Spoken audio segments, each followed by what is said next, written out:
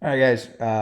We'll review this tomorrow, but wanted to walk us through this and give you a chance to listen maybe before the game and have some more time to process some of the concepts that we'll talk about. So, game day roster. It's been sent out. It's been seen. We're taking 19, two goalkeepers. That gives us that flexibility. If we don't need the secondary goalkeeper, we can, put in the full 7 field player subs depending on the game. Itinerary. It says meet at Lupien, but really we're looking at the Benihana and Golden Valley. So there's a parking lot behind there. That address is in the email that you were sent. We'll arrive in Rochester around 5:10, meet in the locker room at 5:30, and then we'll do a normal preparation as far as our warm-up, get back in the locker room for one final talk, and then we'll have our walkout 10 minutes prior to kickoff. Right now we're set to wear whites. That could change, but they're supposed to be in blue. So the plan is to wear whites. So match objectives, mentality from the start. We talked about this, no city slow start, as John likes to say. Mentality from the beginning, 90 minutes of our soccer. And then in the end, really, are we just better than our last game? And if that's the trend, if we're always better than our last game, we'll be in a good place at the end of the season. Imprint our style for 90 minutes, and that's controlling the ball, the space, and the game. We want to be the proactive team. We want to set the pace of the game. We want to control what's going on. And we can do that with the ball and without it. So a couple of statistic things that we'll look at. Number of completed passes, greater than 400. We've been 350, 380. We've been kind of bouncing around there. I just think that we've had too many moments where we lack our sense of control. So we'll get there. Completed passes in the attacking half, we want greater than 150. We haven't quite gotten there. We've been over 100. But again, that's our priority. We need to get into the attacking half and dominate possession from there. We want more than 15 shots, then finally set pieces. More taken than given, and be really clear with our communication organized. Nothing free is going to be given up to the other team, because again, that's probably where a lot of their chances will come from if we give it to them. Transitions. Good transitions are just a result of good positioning and good reactions, and that will allow us to dominate and control. Again, that same idea of domination and control. Then finally, whenever you put on the city shirt, 3 points is the only thing that's acceptable, and we need to react, and we need to realize that.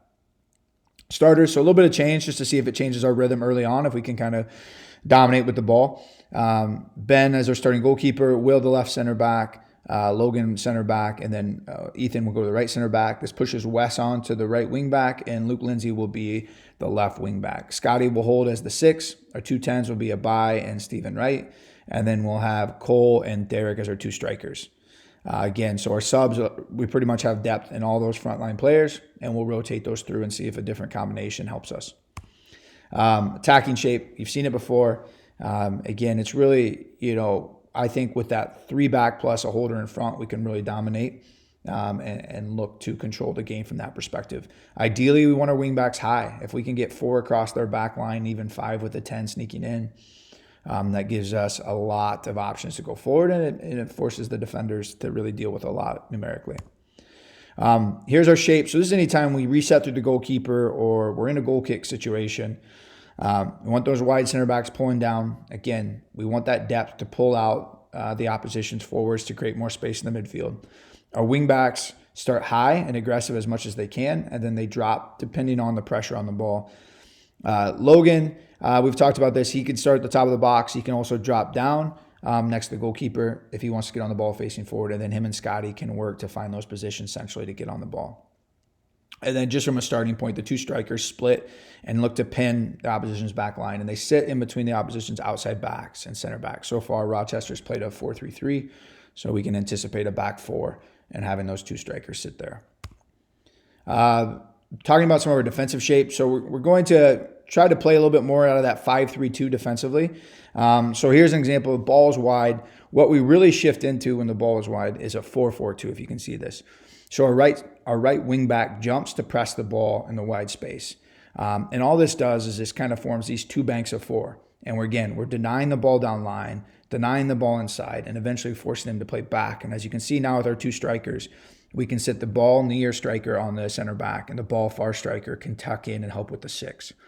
This is much easier than having Cole try to drop in and chase and get into a line of 4. So again, we'll spend more time in a 5-3-2, and the wing backs really need to get aggressive. So ball side wing backs jump out and really press their outside player, and then the backside wing back in this image, the 3 slides across and creates the 4. And that still gives us a +1 against their 4-3-3. Another example here is the central shape. Again, ball central. Now it looks a little bit more like the 5-3-2. You can see our 2 and 3 are not completely flattened back. They're prepared positionally to jump out if they do play the ball wide. The 10, 8, and 7 really squeeze the ball centrally. Do not let the ball in between each other. Remember, we want to protect that space in front of our back 3. We don't want the ball to access that space. And then the 2 strikers, depending on the location and the direction of the hips of the player on the ball. In this case, the 11 can pinch down and really squeeze it, forcing the ball back. And then the 9 is ready to pick a ball off that's loosely played backwards, and then we can start our counterattack from there. Okay, defensive corners. Nothing's changed from that perspective. Just we really need to be aware of if they look to play short and get 2 out there. Kev's talked about that. The front post will jump out with another player. The back post player shifts across and covers the front post if they're looking to play short. Attacking free kicks, like I said, we want to get the ball down and play right away. No reason to lump a ball in. We're too good of players to do that. And then obviously in our attacking half, it depends on the distance, the angle, and the situation, if we want to be dangerous to the service or do we want to get the ball in play. And then lastly, defensive free kicks. We just need to not give them up. Again, let's be really smart. No silly fouls. Let's make them actually score soccer goals versus giving them cheap opportunities to hang in the game against a much better team. Reminder of that goalkeeping shape or corner kick shape. The ball side, the high striker that we leave, remember, shifts to the side of the corner. That gives us that easy out ball upon winning it, and then we can break with numbers. And then finally, just a good reminder, some of the information in there is a little dated, but this is an alternative shape. So depending on how the game goes, we can always go back into our 3-4-3. And all that means is we have 2 6s and 2 10s versus 1 6 and 2 10s. So we have 3 across the front, and we can really get 5 across the front more easily. But just something that we always have the ability to go back into if we need to. And then that would change our defensive shape into a 5-4-1. Again, something that we're much more familiar with and comfortable with. So with that single striker, and then we have that line of 4, which would be our 2 10s and our 2 6s combined to make a line of 4 to press, the 9 central.